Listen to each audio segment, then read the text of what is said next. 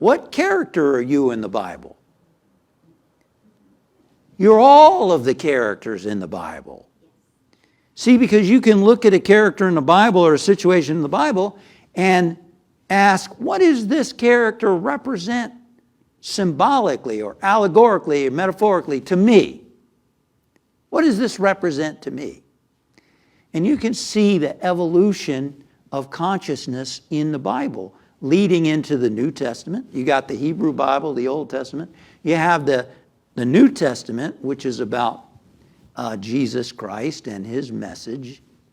And Jesus represents where the human evolution is the highest evolution. See? So in the beginning, Adam and Eve, they got kicked out of the garden, or however you want to look at it. They entered this evolution. And then in the New Testament, Jesus the Christ was the epitome of being that evolved spiritual being.